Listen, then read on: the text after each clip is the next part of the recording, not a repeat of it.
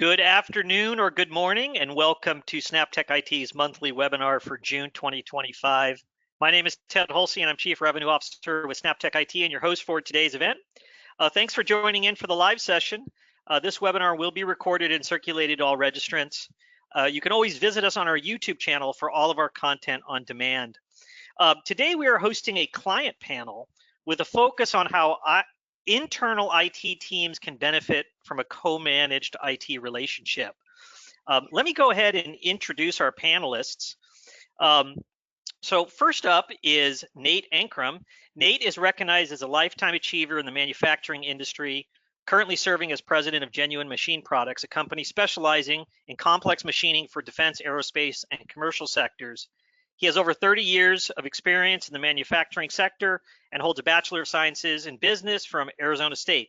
Nate, welcome to the call. Thank you very much.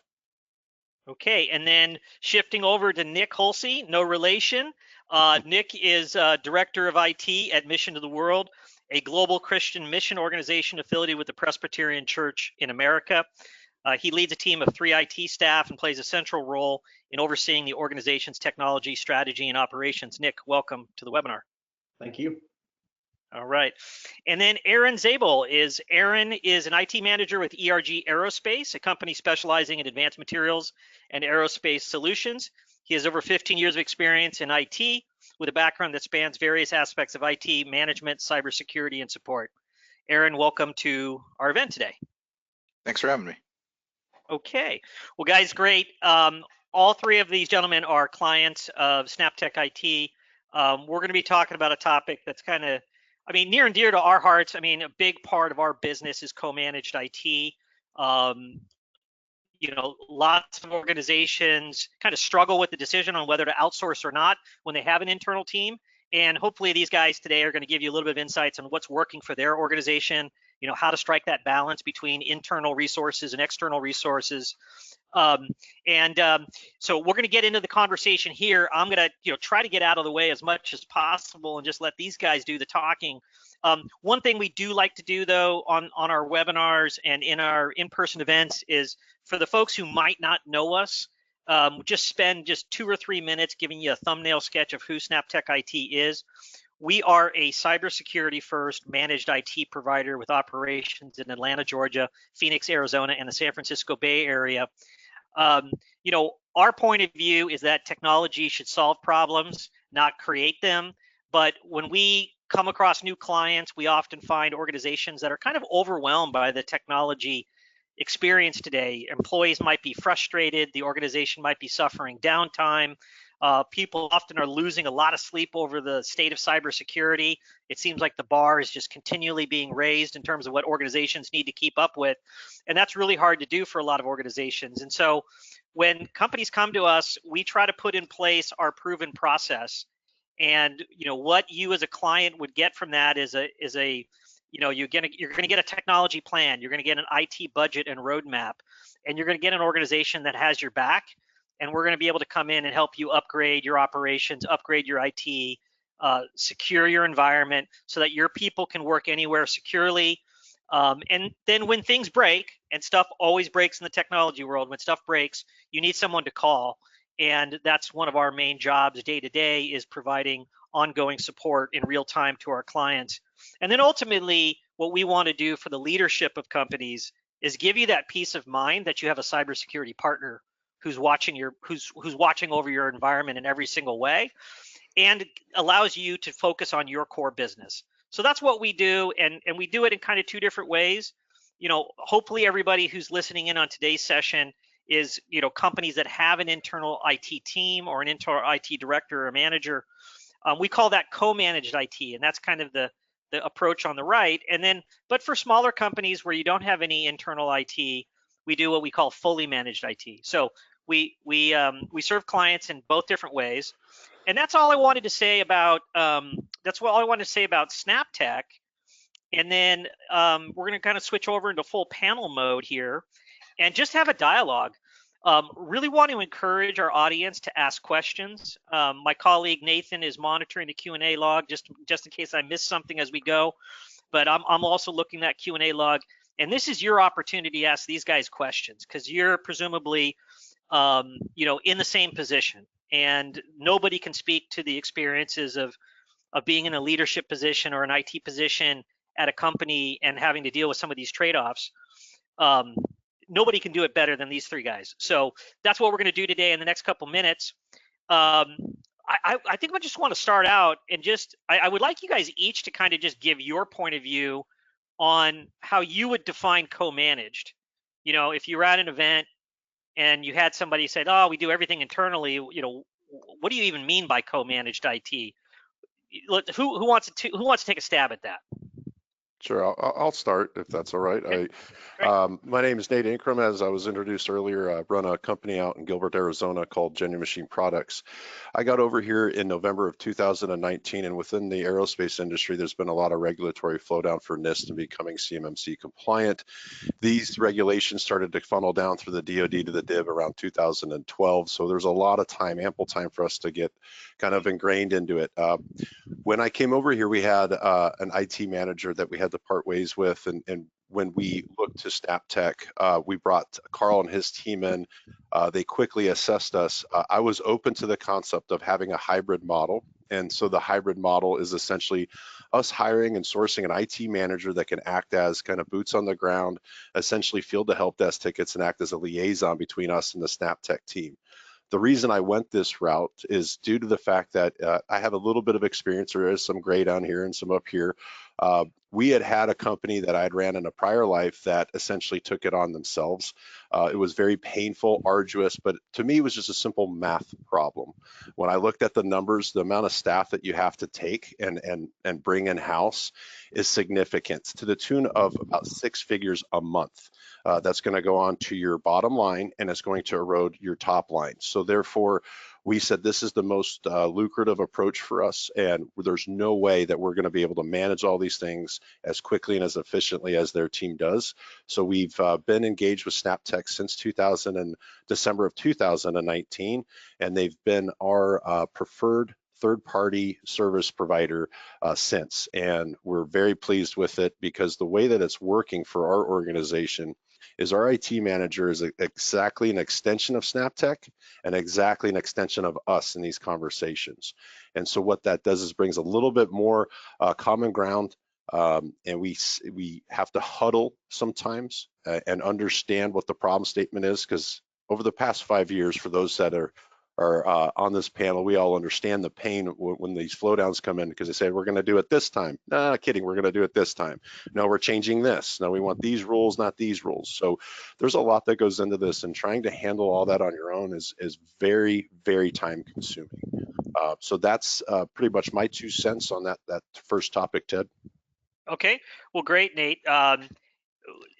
Nick or Aaron, you guys want to kind of explain kind of how you guys view the co-managed opportunity? Yeah, sure. I don't mind going. Everything Nate said was accurate in our experience as well. We look at this as a critical partnership that's very collaborative. Mission of the World has been with SnapTech since 2017, so we went through a lot of growth and a lot of changes. When we first started, we had 110 virtual machines on 10 physical servers with 3 SANs split across VMware and 2 versions of Hyper-V. We are now 100% hosted in the cloud and don't have anything in our building. So Snap took us through that whole process, which was arduous from an internal perspective. Our executive leadership just had a really hard time trying to figure out how's the math going to add up, and being able to have Snap focus on all the normal parts of the business was fantastic, and that allowed my team to focus on our ERP change, which happened at the same time, and a lot more of the critical pieces that got the business moving. So yeah, really cool. And I think, Nick, you've shared with me one-on-one in prior conversations just about kind of your evolution, but not only did you guys migrate everything in the cloud, but you've kind of really evolved your software stack. Can you talk a little bit about that? I mean, and maybe touch on a little bit like how the pandemic went, and like how were you guys positioned when remote work became a big thing, and how did we help in that regard?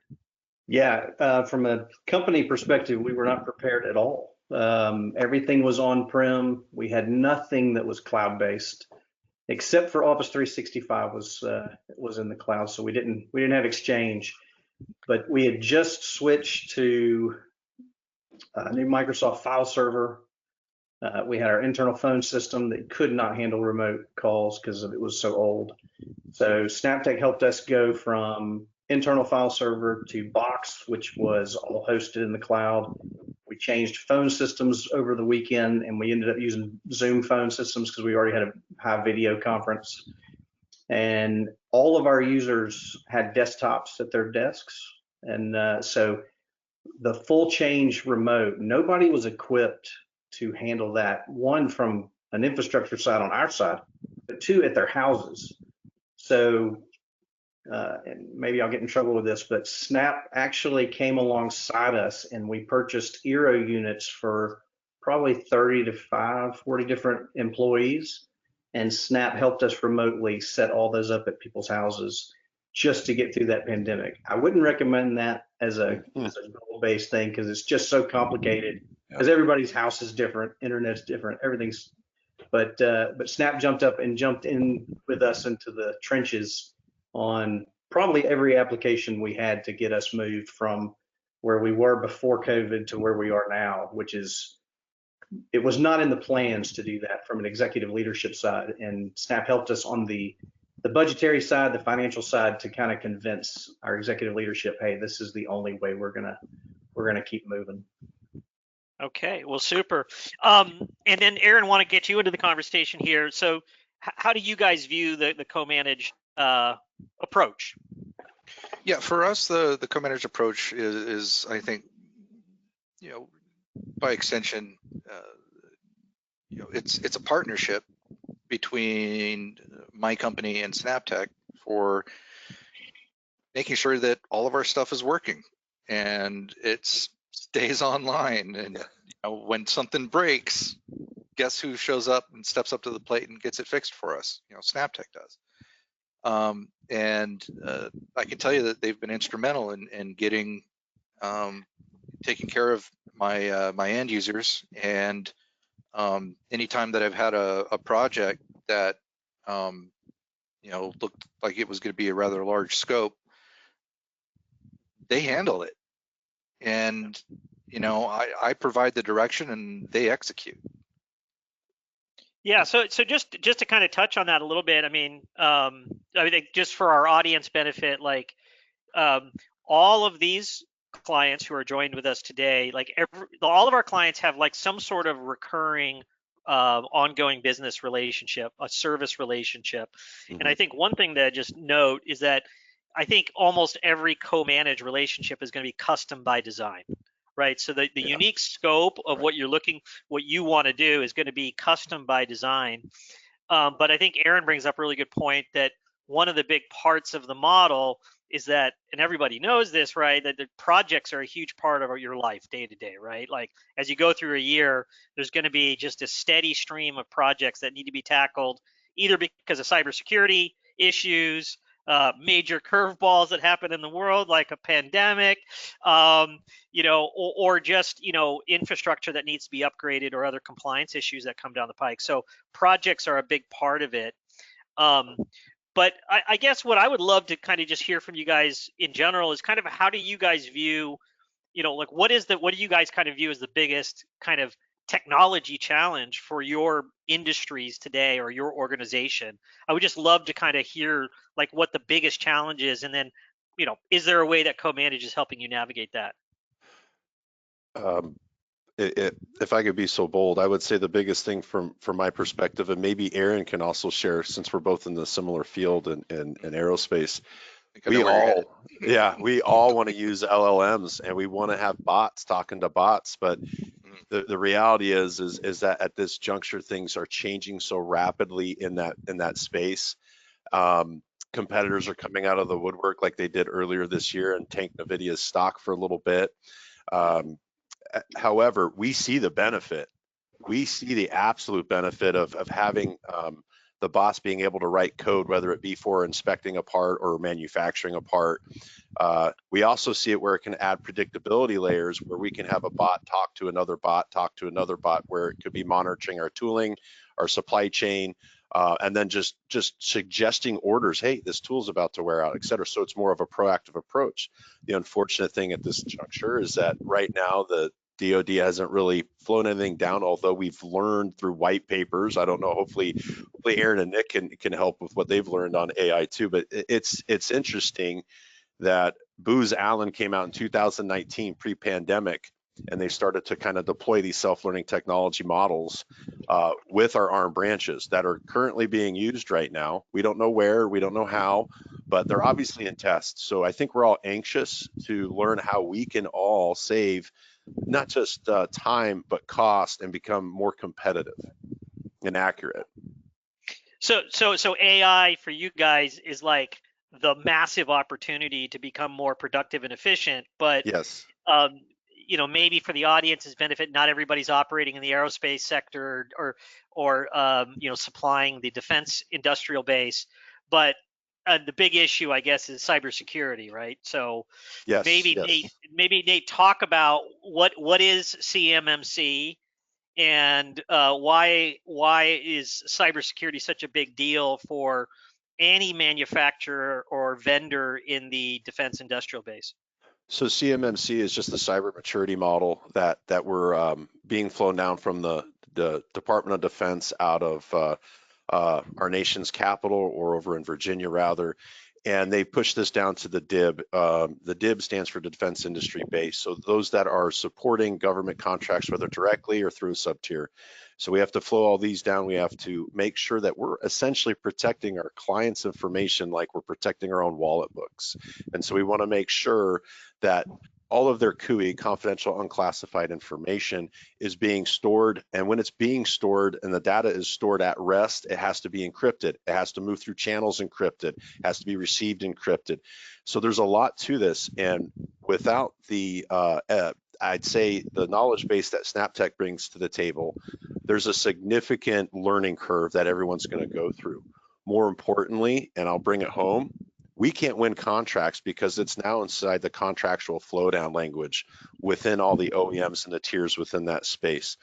And I looked at it in 2017 when I first met SnapTech at another life. I realized this is marketable.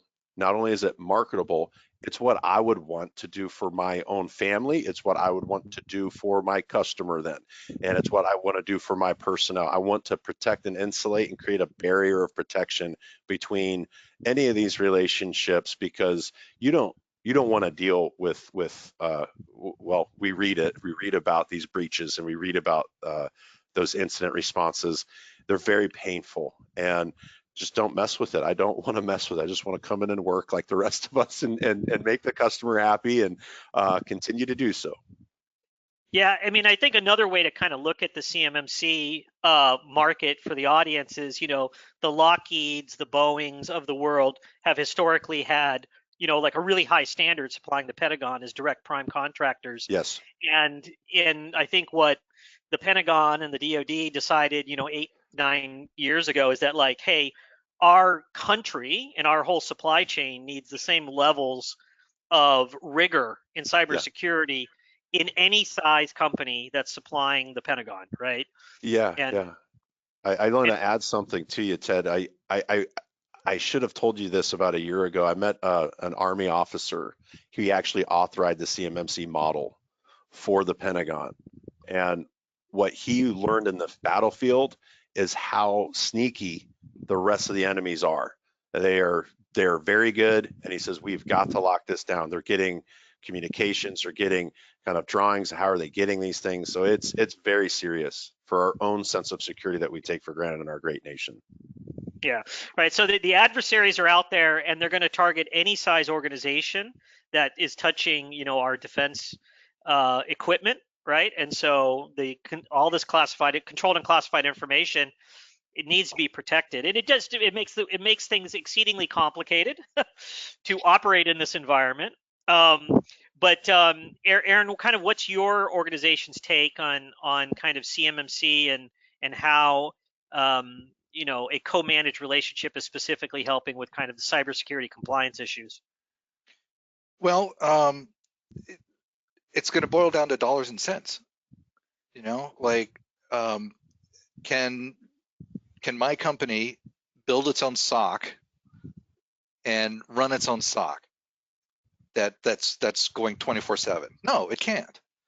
But partnering through SnapTech, they've got all of the tools and the expertise that is needed for keeping an eye on all of the infrastructure. So, you know, I don't lose sleep at night wondering, you know, when, if there's a breach, how the heck am I going to handle it, and will I know that it's happening? Well, we've got the tools in place through SnapTech to mitigate those risks, and I got to tell you, it's a relief. Yeah. I mean, I think that's the, you know, I think you guys have all poured over the numbers, obviously, and seen the kind of the dollars and cents realities of staffing up a full cybersecurity team, doing all the projects where you've got to evolve your infrastructure and operations through major technology transformations like Nick was referring to. But then day to day, I mean, the CMMC requirements just require such a higher level of rigor in terms of threat defense and threat hunting and ongoing SOC NOC management, that it's kind of you know, overwhelming to try to handle that internally as an organization. And just finding a co-managed partner is a key part of, you know, finding the right way to invest in these capabilities that you need. I'm curious, Nick, what from a compliance perspective, is there any, like, in your world, is compliance a big deal, or how do you guys think about cyber? Yeah, compliance isn't as strict as anything with the DoD or anything, but we've got our auditors, we've got all kind of financial things. We're a nonprofit, so we're public. So our most important data is our personal data for donors and all the people that we work with, as well as our vendors. So, I mean, these guys hit it right on the head. I mean, we have to be right 100% of the time.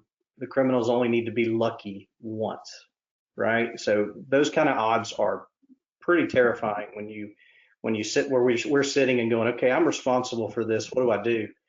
And I learned back in probably 2008, we tried to run our own antivirus system for machines, and just the noise and the logs that creates with one person trying to manage that with the other 10 things they're doing. That was ridiculous. So that was the first thing that we actually outsourced, was cybersecurity part, because it was just so much. It was so important, but it was so much noise. It was hard if you weren't at it all the time. You miss too many things. So, and then that didn't get into the SOC part of it, where you're looking at the SIM tools and trying to consolidate everything. So Snap took care of most of that for all of us, except for our hosted pieces where they do their own. But I could not imagine trying to run any type of cybersecurity platform within just one organization, regardless of your skill set, just because of the amount of work. And, you know, we've now got AI working against us in that fashion, as well as, you know, the criminals selling all the cool toys for $1. I mean, we've now got AI doing it all the time. So yeah, the stakes are pretty high. So I couldn't imagine trying to do it just an internal team trying to manage something like that. That would be really, really, really hard.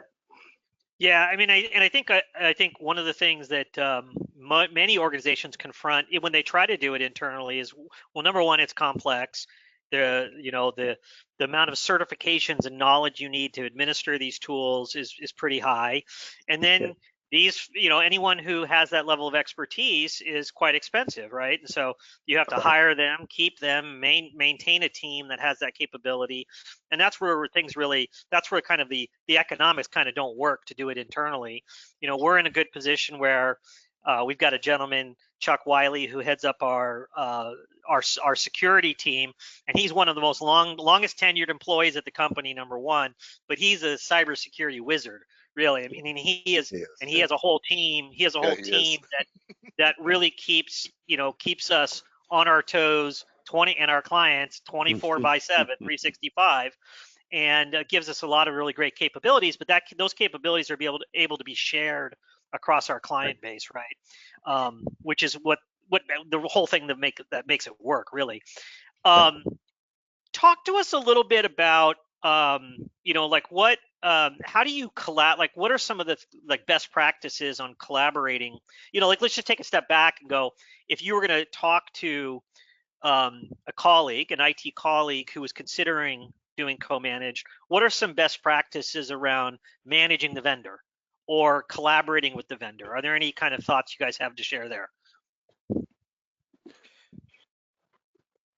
Yeah, I think that you got to be careful in this space. There's a lot of people that are out there acting like they're cybersecure partners. Not a lot of them are co-managed. They just want to do a fraction of what SnapTech does.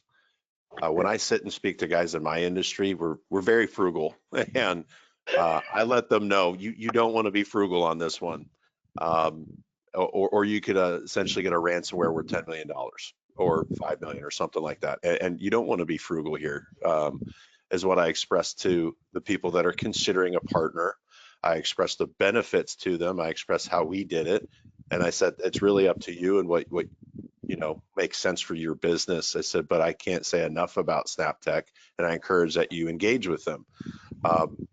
And I hope they do. I don't know, some of the guys have, some of them may not have, but I think that you have to also have a clear line of communication, understanding your POCs, and SnapTech does a good job of that. They'll delineate from the SOC to the NOC. They'll delineate from that to where our account manager comes in and we're working with other projects, like how are we going to sunset some old devices? How are we going to bring new devices online that are current? How are we going to get from Microsoft version 10 to 11, or excuse me, Office, I should say. And it's even more convoluted when the customers start coming in with their own requests, and SnapTech has helped us significantly be successful in renegotiating our long-term contracts. And I'm proud to say that we are going for an audit this winter to become level 2 certified.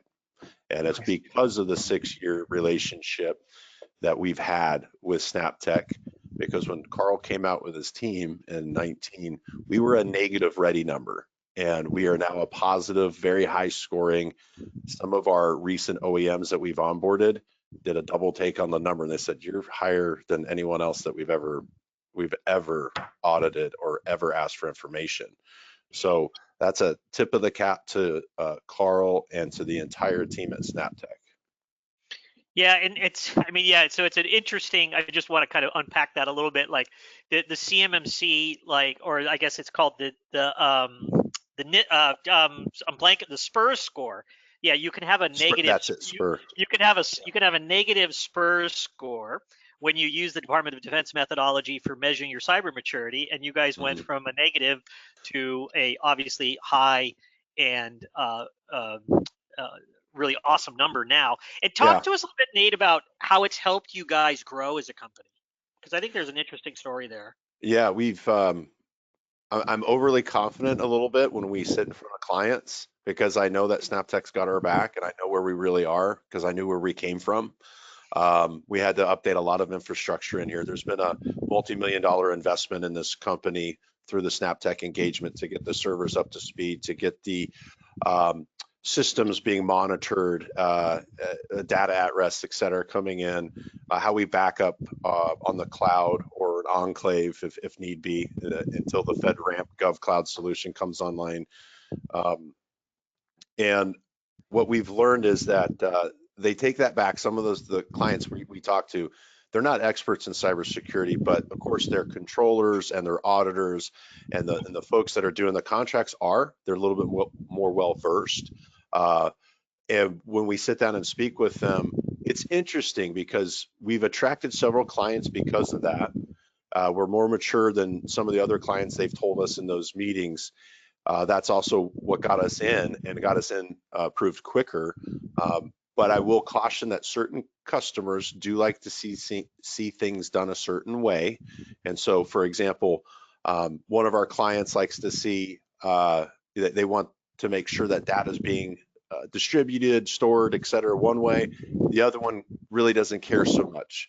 And so you just have to understand what your client needs are, and they're going to tell you, and then you work through them with SnapTech, kind of get the details.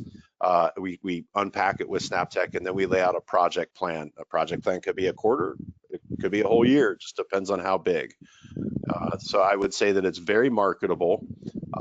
We're really excited to be able to put a stamp, a certification from the DoD onto our dare I say our website, dare I say, LinkedIn, and also in our customer materials. That just is like a box that's essentially going to need to be checked. And I think I'll be very happy to be checking it first out here with some of the customers. Yeah, it's awesome, but I think it's just an important thing to kind of highlight that we've talked a lot about cost control and resource sharing and the wisdom of outsourcing to kind of be resource efficient, but doing IT right and doing cybersecurity right, it's not just in the defense sector. There's many other verticals where doing it right is a business growth initiative. It's an investment you're making because your customers are going to be asking for a certain level of cyber security sophistication because you're partnering, you have access to each other's systems, all sorts of things like that. So it's as much about growth as it is about cost control and managing the bottom line. Yeah. But Nick or Aaron, any advice on like doing it right or kind of like some of the best practices about collaborating with your outsourced partner? Yeah, I think everything Nick said was right on and took a lot of my thoughts. Starting with some good expectations and making sure the communication is completely solid is probably the biggest key. Try to figure out what your goals are, and a lot of that comes from executive leadership down. If they don't know what your goals are and you hadn't figured that out, it's hard to go to a vendor and say, hey, I want you to solve X when you really don't know what to solve. So that's super important. And I would say, the MSP part in general, because I've dealt with some really, really bad ones. And as I was going over, just kind of preparing for some of the questions I knew we were going to talk about and kind of going through it, just the thought of having to shop for one right now in this space absolutely is just daunting and terrifying. So anybody on the call, if you're shopping, wow, it's just hard. But what differentiates Snap for us, right? And I'm going to pick on Microsoft a little bit. So when we first started really diving in, this was probably 2018, we started diving into like Microsoft, Office 365, what security was in place. Phishing was really starting to be the method of choice to come in and try to get money out of companies and everything. We would go through the security audits with Microsoft and they give you your score, right? And our score at the time was like 28%, which was like, I didn't even know the score existed back then. So we found it and we're like, this is terrible. And I went to Chuck and I said, Chuck, we got to be 75% or above. So Chuck and I went on an endeavor for about 6 months and we got up to 62%. And the only way to get higher was to purchase additional Microsoft products. If you didn't purchase them, you didn't get the score. So just pay attention to some of the MSPs that they'll come out and they'll throw a bunch of stuff at you and they'll say, we'll get you to here. You got to be careful what you're actually buying into, because one of the things that is not on that scorecard for Microsoft is, do you get a notification if any mailbox gets delegated to another person? That's not in that scorecard. It might be now, but it wasn't. And that was how criminals were getting in. They'd come in, they'd pop a fake account, they would delegate it and nobody would know it. And Snap, we're monitoring so many things that our auditors did not ask us, are we doing? And it was a really big hit of, are you actually working on the right things that are going to stop it? Or are you trying to get a good green scorecard number to make everybody feel better?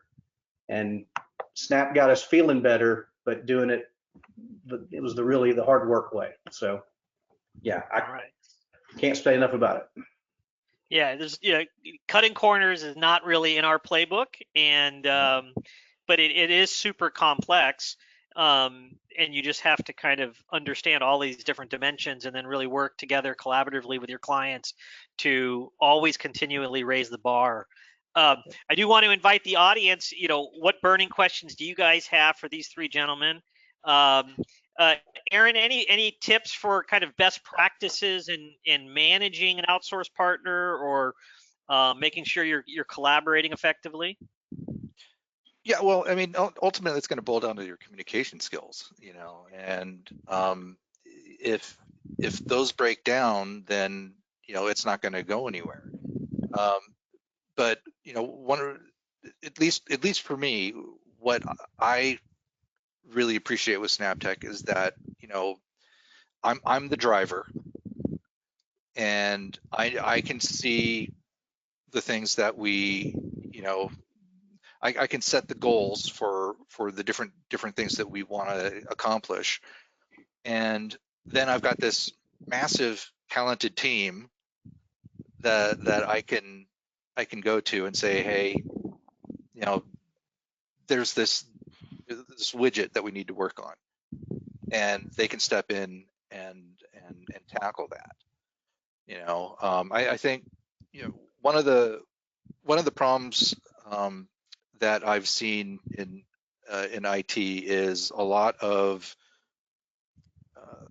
IT guys or gals, have a certain level of ego, and when they have a project that they're in charge of, they treat it like it's this precious thing, and they're not willing to let it go. And God forbid you come over to tell them, hey, we don't want to use that anymore.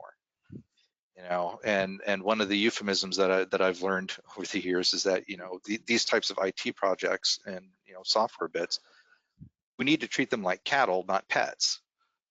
And don't get attached to the systems that you work on, because they're just tools.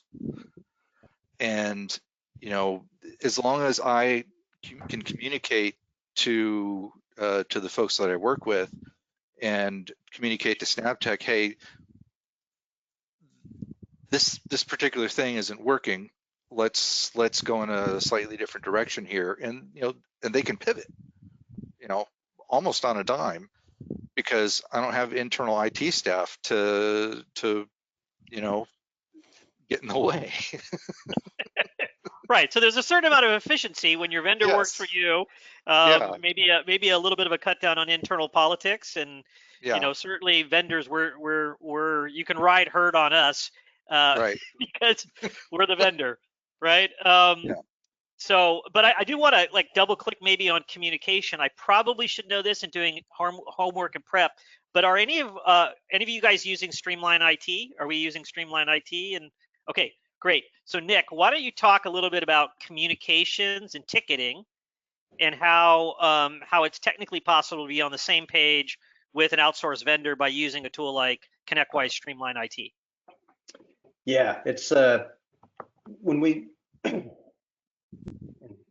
Mission of the World went through a little bit of a transition time where they outsourced IT and then pulled them back in, because the previous MSP before SnapTech did not do well.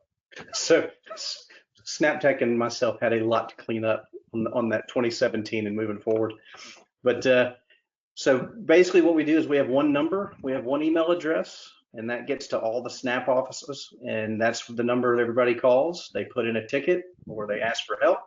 If that ticket is deemed to go to the MTW team, it gets sent to our board, and then we can collaboratively work with Snap on that very, very easily, because it's all the same system, just two separate sections of it, and everything's handled over Snap's system for all the communication, all the solving of it. It's I can move tickets between them, they can move them to us, and it's a really fluid, dynamic system from two IT teams that are different and separate, but they work really close together.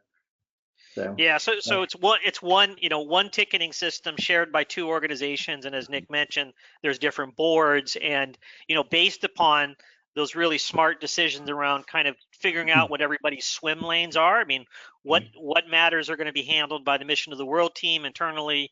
What matters are going to be handled by the SnapTech service desk folks. You decide that in advance, of course, and you correctly configure all those boards, and you can apply automation to the flow of those tickets. You can move tickets back and forth if they're on the wrong board.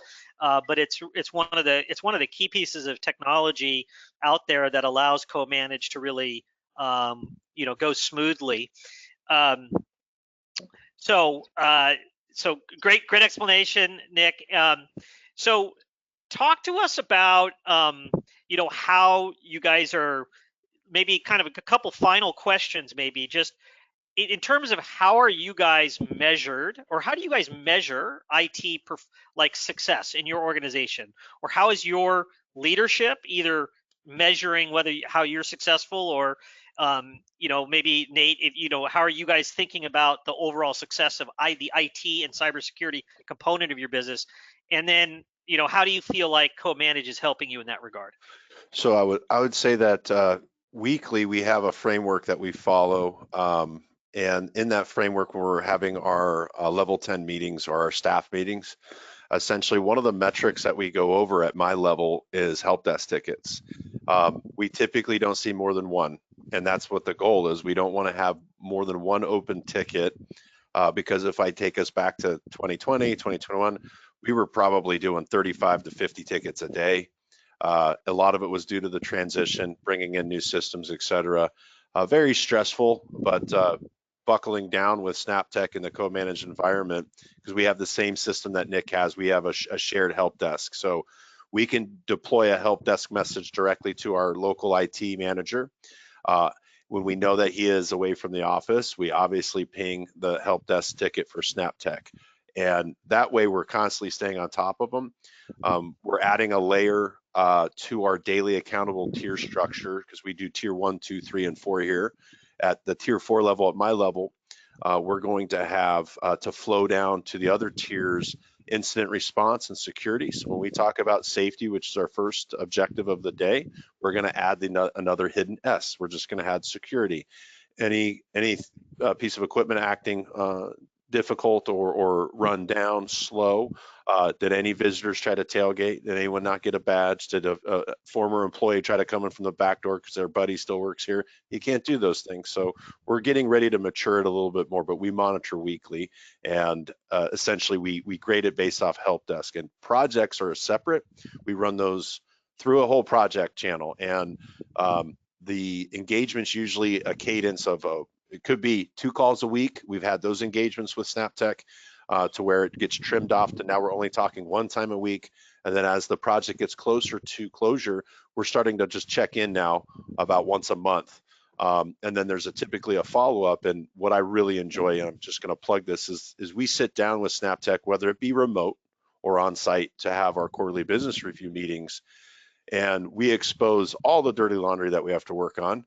Whether it's we had failed testing for smishing or phishing attempts, do we need to bring awareness to the training again? Who is not caught up on training from the Know Before team that gets pushed out randomly?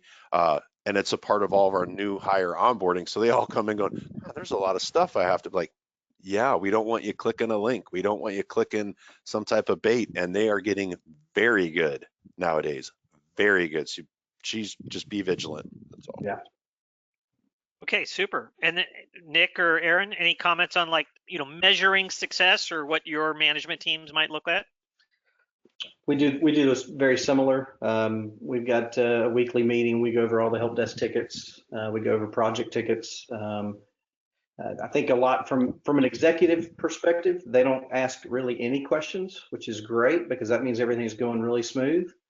And I have a quarterly business meeting that we go through, and I pass on all of our metrics up the chain so that management knows we're here and we're doing all this work, so that I'm managing up to say everything that we do is still needed.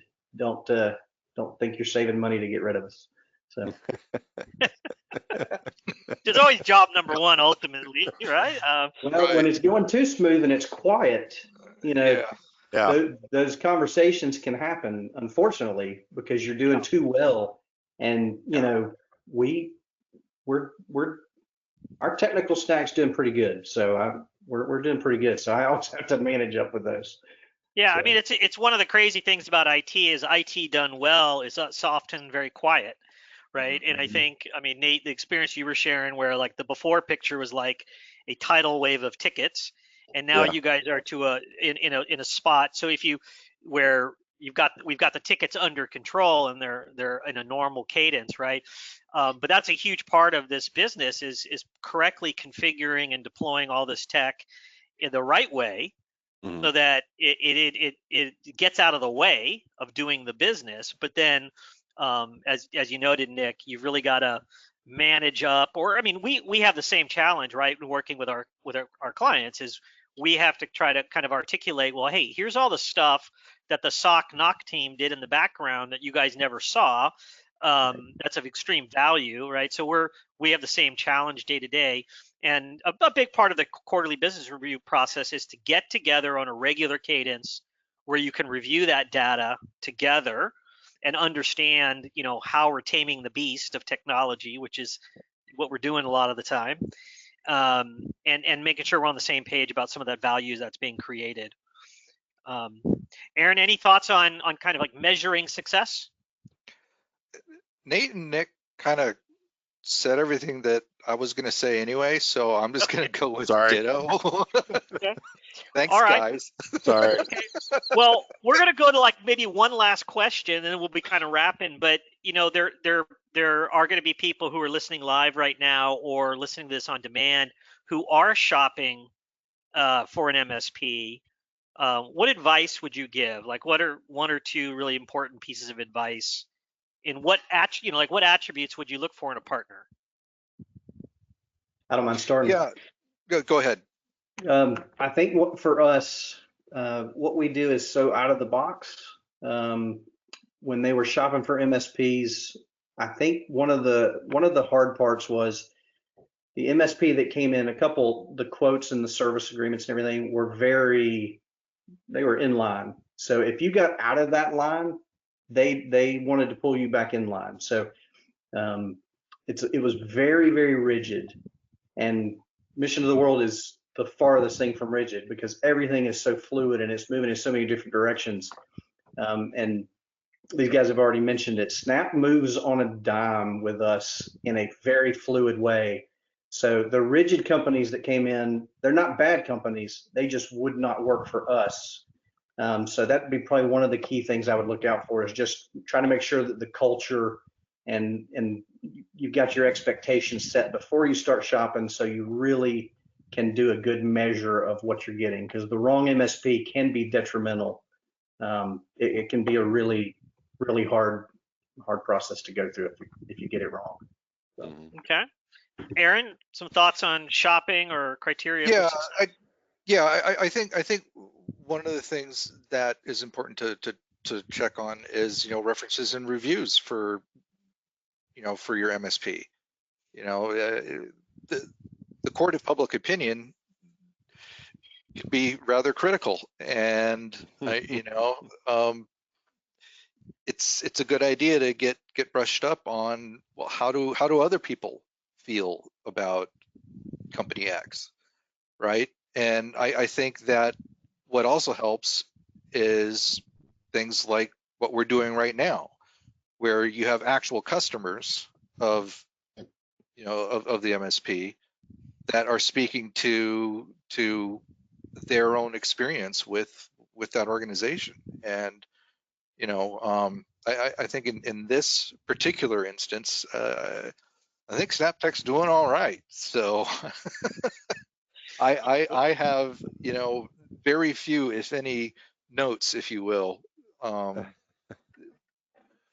I've always had a very positive experience with them, and anything I've thrown at them, they're just kind of like, all right, we'll take care of that, no problem. I'm like, you sure? Because this is complicated. And if we need to talk about it more, we'll talk about it in the QBR. Right, exactly. Right? Yeah, and we'll talk about it in the QBR. Right, yeah. Right, Nate, you want to wrap us up maybe? Yeah, I'm sorry for those that are listening. I got spoiled. When I say I got spoiled, I served another entity before I came here. SnapTech was already in that facility, but there's nothing wrong with the court of public opinion, like Aaron had shared. Like you definitely want to do your reviews and your research. I'm going to remind everyone, IT is not regulated. It's not regulated. So you have to find the right partner. People are going to sell you that they are. I do have the blessing of an individual that was at that entity that I'm very close with. I'll call him a technical guru. He's disinhibited. He's a free thinker. He's very hard on IT and managed service providers. So I already kind of knew SnapTech was dare I say, the bee's knees, and it's essential that I did some research. I got 3 quotes. We still went with SnapTech. There's a reason, the trust. Okay. Well, guys, this has been fantastic. I really appreciate you sharing your thoughts. Hopefully everybody reviewing this, would feel free to maybe reach out to you guys on LinkedIn if they needed any advice one-on-one or wanted to, go a little deeper on any of these topics. We really appreciate the generosity of you guys spending time with the community today to share your advice. Because, I know how I feel. Like there's nothing better day to day than having a peer give you a little bit of advice on how they're trying to tackle some of these challenges. So thank you guys for being go-givers and sharing. What we're going to do now is I'm going to go back into full screen mode here and share just a couple newsworthy marketing things that are coming down the pike that folks might be interested in. Nate was talking about AI a little earlier. We're doing a lot of marketing around AI. So next week in Scottsdale and San Francisco, we have our co-pilot workshops. I think we've got like 1 spot left in each one of those events. So if you're interested in that, please email my colleague Nathan there. His email address is at the bottom.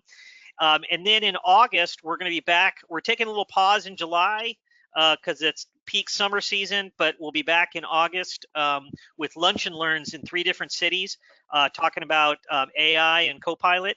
And then lastly, just if you heard something you liked today and you wanted to spend a little bit of time with someone from our sales team just to explore a potential partnership, go ahead and snap that QR code there on the left, and you can set up a one-on-one meeting with one of our experts. And then last but not least, next month, this webinar series, we're going to be talking about ChatGPT and are they winning the battle for business customers? So it should be a pretty interesting session. We've got a gentleman who's a real big expert on helping organizations businesses implement AI technology, and specifically ChatGPT Teams and Enterprise.